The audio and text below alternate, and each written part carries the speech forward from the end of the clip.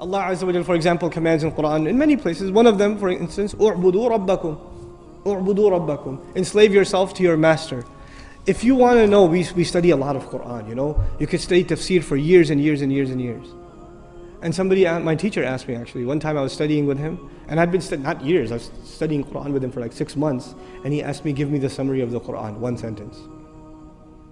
Actually, and I said, one sentence? He goes, okay, fine, 2. So he wants a summary of the whole Quran in 2 sentences. And I'm thinking, I'm going, in my head, I'm doing a review of the stuff he talks about all the time. How am I going to summarize the entire Quran in 2 sentences? And I remembered what he said and I used it, and he said, you're right. Alhamdulillah. Here's what it was.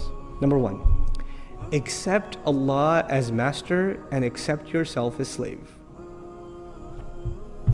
A lot of people accept Allah as master, but they still don't accept themselves as slave. Just accept it. Internalize that He is master, you are slave. Accept that. Number 1.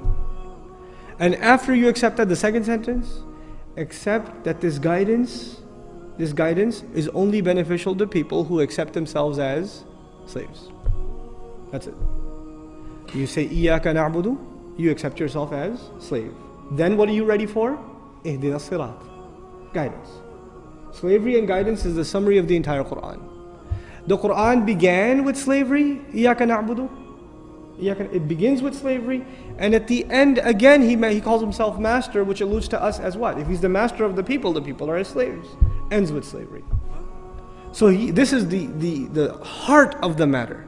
A lot of people have no hard time accepting Allah as the creator. That's okay. That's not the hard part. Or accepting Allah as merciful, or as wise, or as powerful, or as one. All of that stuff's easy. Because you know, if you accept Allah as one, there may not be any implications on you.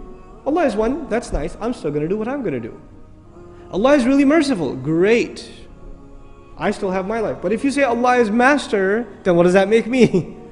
That makes me slave. And to put it in very simple terms, the difference between a free person and a slave person is very simple. It's not a complicated subject. The difference between a free person and a slave person is a free person does whatever he or she wants. What does a slave do? A slave cannot do what he or she wants. If a slave did what he or she wanted, then they would be considered free. The only thing that makes them a slave is they do what the master wants. If you accept that your will comes under the will of Allah, your will has to be submitted like a slave before the will of the master. Then you've understood what this book is, what this message is. That's the summary of this message. It sounds very simple. I mean, it takes 5 minutes to explain, but internalizing that is a lifelong struggle.